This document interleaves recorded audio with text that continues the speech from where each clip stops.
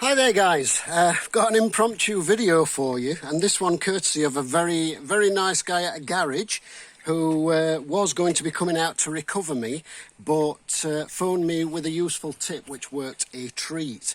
So I'm here on, this is a Highland road, this is on the way towards Loch Carron in the Scottish Highlands, and this is a Peugeot van.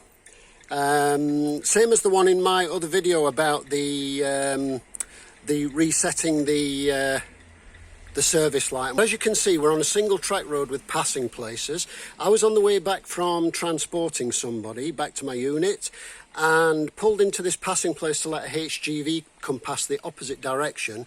Went over a pothole because, as everybody knows, the roads up here are about 80% pothole and about 20% road. Bounced over a pothole, whereupon the van just stopped dead. The hazard warning lights started flashing like they are at the moment, and nothing would happen. It was coming up with fuel cut-off, see handbook or something along those lines. Now, of course, this being an assigned works vehicle, there is no handbook, and then the help book was missing the relevant information, but that's a whole nother story.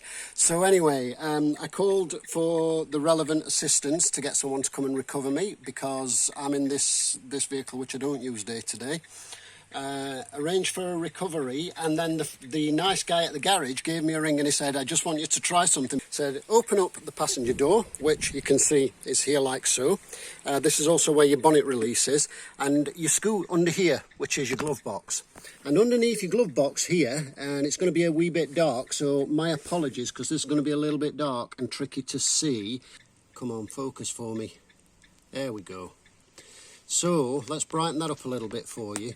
Under here, you've got some gubbins, and he mentioned a rubber button. Now, at first I thought it was this. It's not this. Ignore that. Pay no attention to that. Pay no attention to the man behind the curtain. Anyway, over here, just above this little kick plate with these screws in, you've got a rubber bung. Now, this is going to be probably impossible to see, but right there, right in front of my finger there,